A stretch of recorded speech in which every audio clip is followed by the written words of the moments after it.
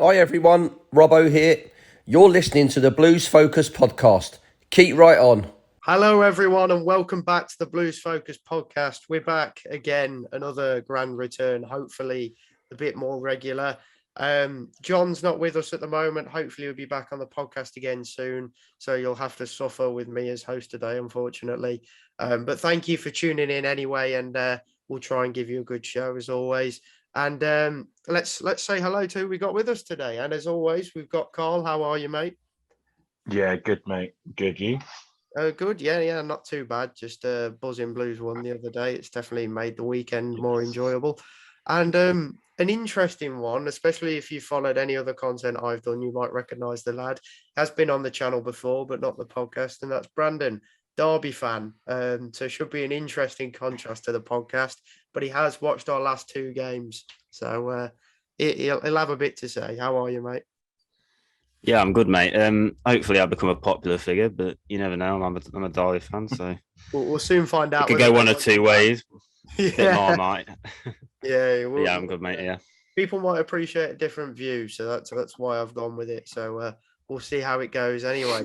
But thanks for joining me, lads, and let's crack straight on into things. Let's probably quickly cover Hull and Coventry. We might have missed more games than that, but I'm going to start from there. So, Carl, I'll start with you. Just your general thoughts on that whole game, and obviously the first goal is probably the biggest talking point. Well, where do you start with that? First of all, I mean, I think the biggest thing we've got to remember about the games we've played and the games coming up, we've still got a load of players out, and that's been very evident by the Hull and the Coventry games. You know, the performances, I think. And as for that first goal, well, yeah, I mean, how on earth an official, a referee cannot see that has gone out of play with all the players that have stopped as well, by the way. Yeah. Like Honeyman didn't try to finish that. It wasn't a great finish, was it? It was more of a kind of hit him and rolled in kind of thing. But how they've got to do something about this, because there was another one actually, I think it was Coventry, where the linesman wasn't up with play and it had gone out again over the byline. So you're relying on these people to spot things like that.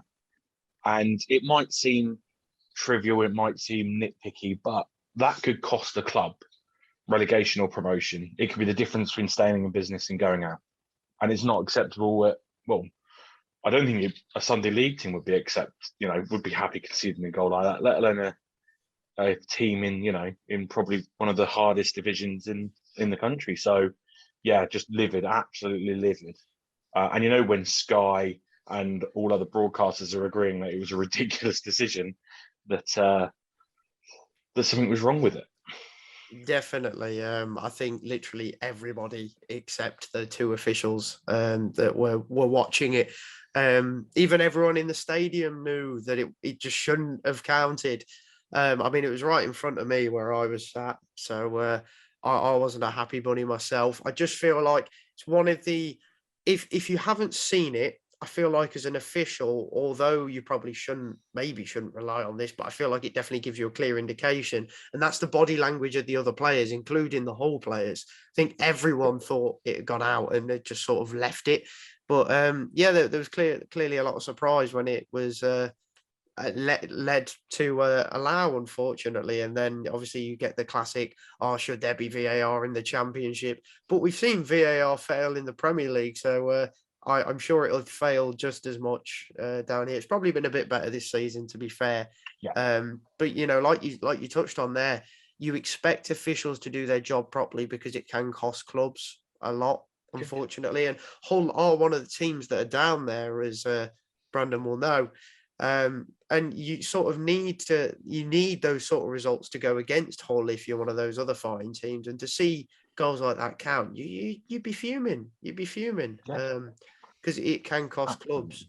And it's like, Bournemouth got relegated when the Hawkeye wasn't working at Villa Park. I'm still bitter about that to this day, but hey ho. But anyway, Brandon, I'm assuming you've seen the that ghost goal from Hull. Yeah. What were your thoughts on it? Yeah, obviously not happy myself, given that Hull are one of the teams that we're chasing at the minute. Well, chasing it probably about a mile away, but yeah, obviously not happy about the goal, but it's just human error, and the only way you're going to solve that is by something like VAR. But I'm one of those people that aren't a fan of VAR, so I think it just ruins kind of the emotion of the game. To be honest, I've changed. I've gone back and forth, to be fair, but so it's just human error. It's just about ironing out human error, and I don't know how to do it. It's just got to be something that the governing bodies of football at this level have got to come up with. It's got to come up with a way to sort it, whether that be just improving the level of referees. Well, we already know that they need to improve the level of referees, but I don't know, something I guess does have to be done, because it's just human error. Yeah, I agree. I think for me personally, what frustrates me is I don't feel like the fourth officials are involved enough in football. I feel like their jobs are very limited, and you can sort of question, what do you actually do?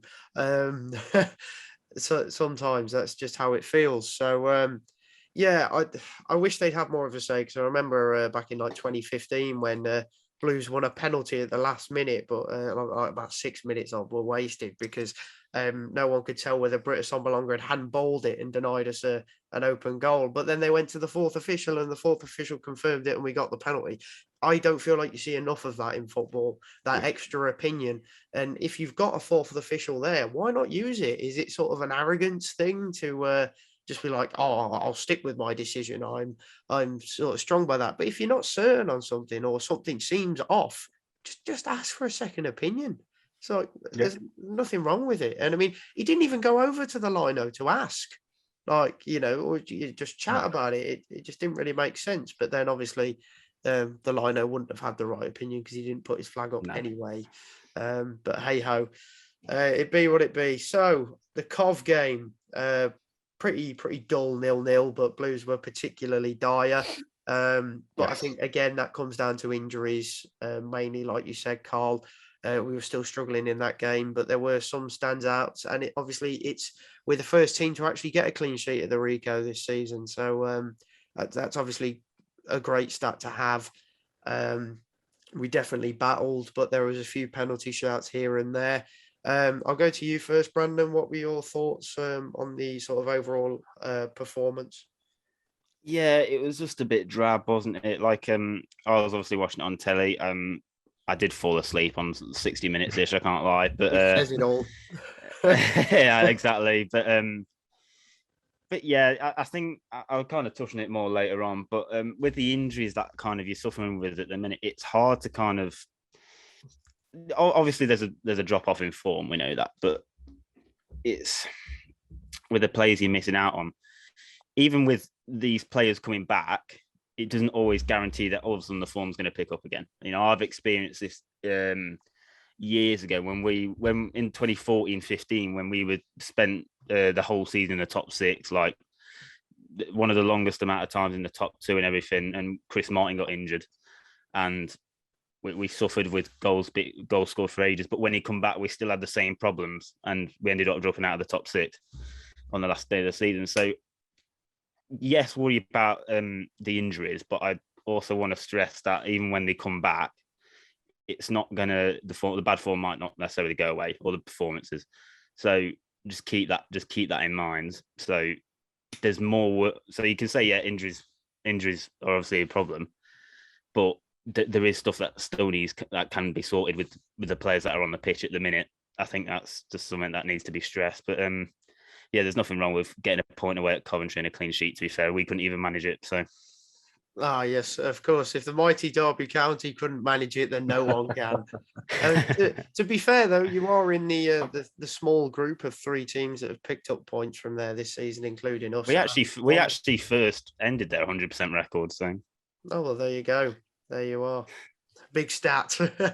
But yeah, so I agree with you there, and I think we'll touch a bit more on that later, the whole injury stuff. But I'll go to you now, Carl. What are your general thoughts on the Coventry game and also those penalty shouts? It was just dire, I think, and I think it's a record of Blues throughout. We're very pedestrian when we've got the ball. I think we've said it before. Other teams look to get the ball and play it out straight away. from certainly from my perspective, I think we tend to just hold up play a little bit more. And I think it was actually the Cov game. It really sort of stood out. I think there were 3 or 4 times they tried to launch quickly, and we just seem to just take forever with it. Whether or not that is a tactic that Bowyer is employing, I don't know.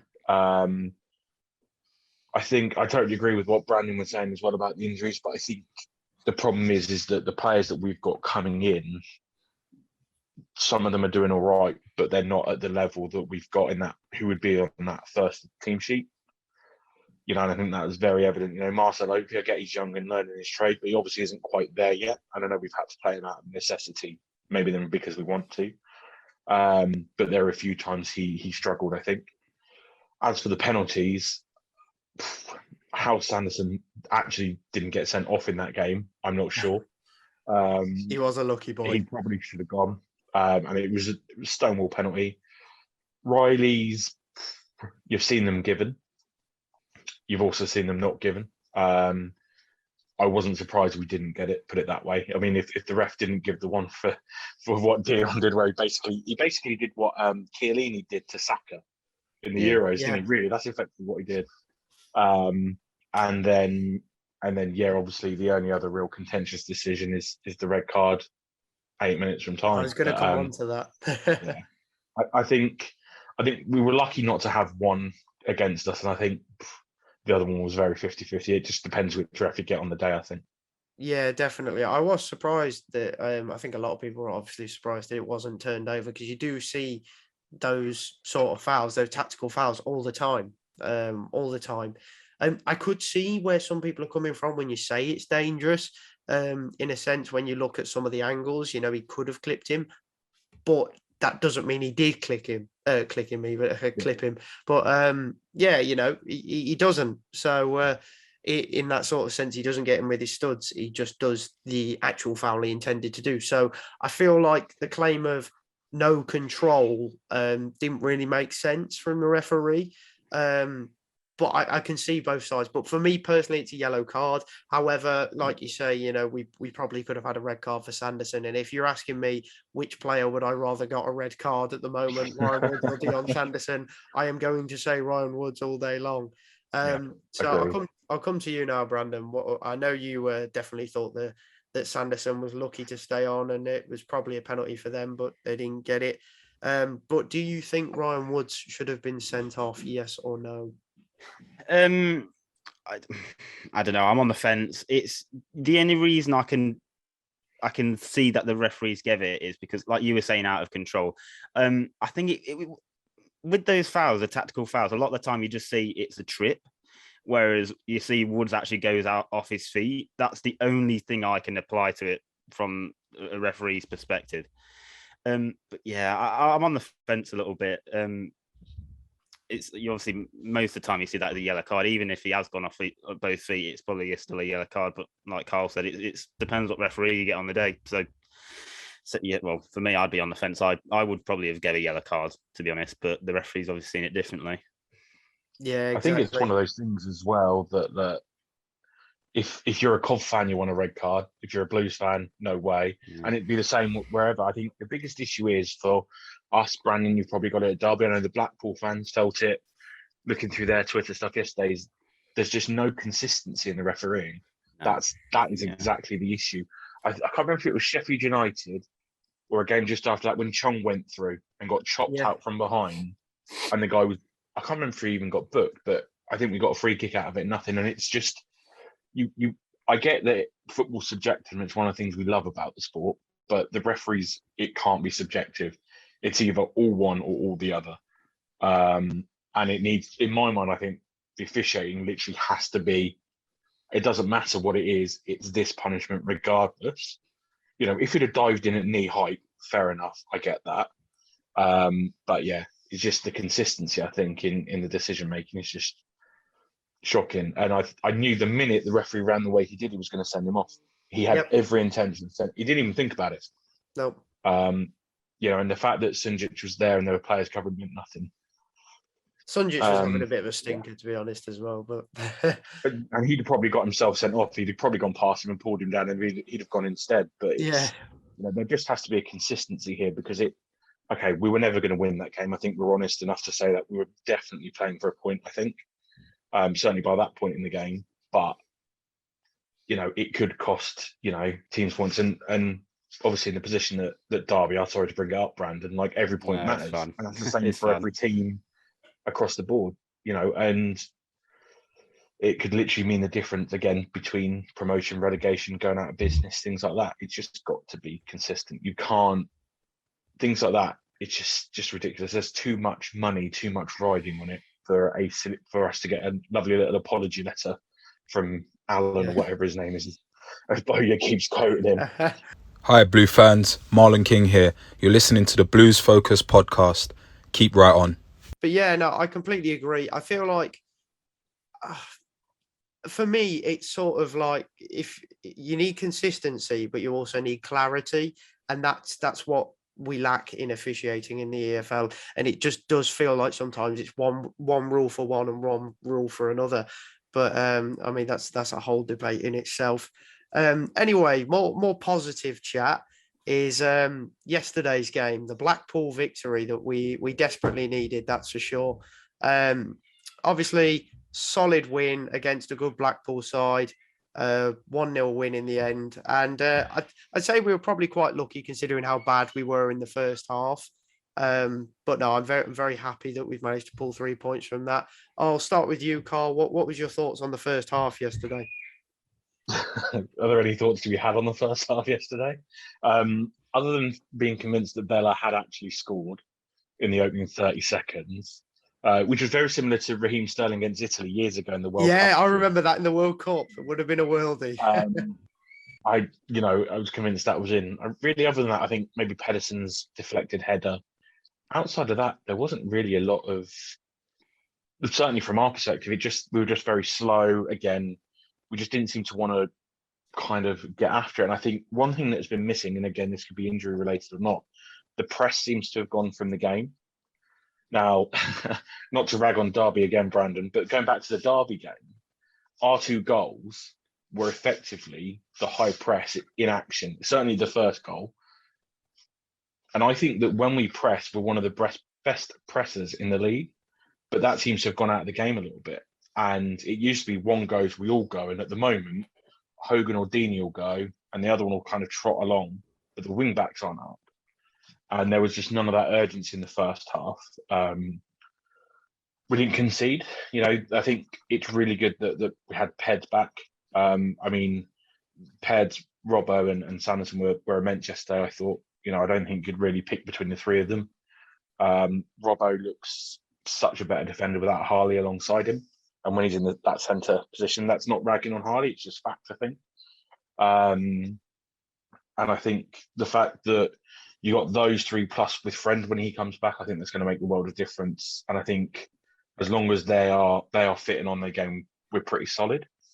Bella and Graham were fairly ineffectual in the first half. Graham's deliveries yesterday were fairly shocking, I thought. Especially, I think, the first corner where it just didn't do anything. But yeah, it was just boring. There wasn't really any quality on display from either side, I think. And I think I think everybody was grateful to get to half time.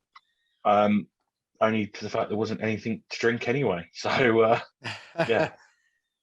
Yeah, obviously, it wasn't the prettiest of performances that first half from what I saw anyway. I was a bit too drunk to notice at times, but first half we were quite dire, having gone back and watched more of it as well. But that Bella chance was certainly interesting. There were so many cheers, like it had already gone in. But yeah, no, I think Blackpool, you've got to also appreciate that they are having a good season. Compared to what people expected of them. I think I predicted them like bottom of the championship, to be honest, or at least in the bottom 3 somewhere. So no, they're definitely surprising a lot of people, and they were a solid outfit. I was fairly impressed with what I saw of them. But they're just sort of working with what they've got and playing to players' strengths, and that is so clear to see. And that is a way to win football matches. We all know it, because if you play to players' strengths, then you'll get the best out of them. It really is that simple. So obviously the first half wasn't pretty for Blues, but it certainly it certainly wasn't surprising since Blackpool are a solid side, that's for sure. Brandon, what were your thoughts on the first half? Yeah, kind of echoing what Carl said, really. The press was something that I noticed as well. I think going back to the game against Derby, one of the big factors I think was Chong in there. I think Chong seems like a really good presser as well, because I remember he dispossessed who would have been holding, probably Shinny or Bird or something. He dispossessed him a number of times. He really struggled with that. And yeah, the intensity from the press didn't seem to be there as well. It seemed really easy for Blackpool to play out at times. And I don't think they're an incredible playing outside. So it's clear to show it wasn't clearly flowing right. But yeah, other than the two kind of the chances that you mentioned with Bella and who was it, Pedersen, not really much going on in the first half from Blackpool either, I don't think. I think as a Derby fan looking at Blackpool, I was actually licking my lips a bit, to be honest. I don't think they were that impressive. But they're having they're in a decent place in the table. It's still early, but yeah, that's all there really is to report on the first half. There wasn't much cracking up until the second, anyway. Yeah, exactly. Completely echo that. So we'll go into the second half then. Obviously, there's a few things to chat about in the second half. Blues definitely improved, but there was also a change of shape. We changed to a diamond, and that seemed to really, really help us get into the game and sort of get that final push. And the substitution as well, bringing on a Nike. It's about time we saw a bit of a shift from. I don't think we've seen much from a Nike since probably the Luton game or maybe Peterborough, because he did come on and he was actually fairly decent despite losing 3-0 to Peterborough. As my connection gone? Oh, there we go. Yeah. We're back. We're back. But yeah, no, I was just gonna say that Anike, I haven't really seen much from him since Luton and Peterborough. Even Peterborough, despite losing 3-0 to them, I thought he was good when he came on and we actually had some chances in that game. But since then, we've seen absolutely nothing of him, really. But now, he came on and he made a real difference in that second half, particularly when we changed the shape. So I'll go to you first, Brandon. What were your thoughts on Blues in the second half and Dukey's winner? Yeah, it was much better. A bit, I think it was a bit fortunate, wasn't it? The goal, it seemed to just kind of hit him more than anything. But yeah, was it like Hogan that headed it across or something? It was John James. But, 17. Oh, was it? Oh, right, yeah. There you go. But yeah, it was much better in the second half. A little bit more open. I guess you were kind of going for it a bit more. You were the home team, obviously. The change of shape obviously helped you. I forgot to mention, I thought Graham was actually pretty poor in general in the game, to be honest. I thought he was going to be right. I actually said at the game it's because he shaved his hair off. But, but yeah, much improved. Sundic as well, I thought was actually really good. And yeah, fortunate, but you got the 3 points, and that's all that matters. Yeah, exactly. It was definitely wasn't the prettiest performance from either side, but got the job done in the end. Carl, what was your thoughts on the second half? Yeah, again, it wasn't pretty. I think the change into the diamond really worked. I think Bo said he was good. He changed his mind at 4:00 on Tuesday afternoon about playing the diamond against Cov, which was interesting actually. They've been working on it in training, and it seems like ragging on Derby again. But when we beat them at the end of last season, that's what he did in the second half. You're having too much fun with this. Yeah, exactly. It's not often we get to pick on another team that often on this pod, so we're going to do it. Nah, it's fun. But we changed the shape and it worked. And I know that people have similar feelings towards Anike as they did with Lecco, but do you know what? I think he put in a real shift yesterday. Sundic at the base of the diamond was fantastic. And again, I think McGree. What a loss he's going to be. There goes the headphone. It makes me really, really gutted that he's going off to the shores of Charlotte in what is it, January? I think January 1st he's off. He's leaving Stepping Stone FC to basically go down two stones. Yeah, exactly that. And listening to his post-match comments, I'm not sure he's too thrilled about going, to be honest. He seems to really bought into the club. Seems to be loving it, But I think, Duke did what he was brought on to do. He scored a goal. It was incredibly fortuitous. Was onside before anyone throws up and bitches about it. Look at Yeah, you it Blackpool was. fans. It has There's been miles on proven. site. It has been proven. I mean, if EFL Quest agree with Blues, you know that he was definitely on side. Surely. Yeah, but no, it was just and the defence. I mean, I mentioned in the first half, but Pedersen was like a beast in that second half. He was phenomenal. He was everywhere across that back line. Should they have had a penalty? I'm going to say no. Even though I've seen the replay 20 times and stuff, I'll still maintain Sinjic got something on the ball. He didn't, but we'll say that he did. When you watch it, though, it does look like he gets something on the ball. But it did in real time, but watching it in slow motion, he absolutely didn't. I think it's another one where you've seen them given, and it comes back to the consistency, so we won't complain about that this time. Ref was spot on, nothing wrong with it. Well, I mean, they could have given it. our goal as offside. We've seen worse. Precisely. Just that bit of luck we've needed for weeks. Yeah, exactly that. But they just seemed to step it up. It felt like they got a bit of a rollicking at half time. And yeah, I think they really went for it. And Jordan James was, phenomenal for his first full 90 minutes in a senior game. He was great. He's absolutely fantastic. And if this is just the start, I can't wait to see what the future holds for him. We're very lucky. We've got quite a few talented youngsters coming through, but he seems to be at the forefront.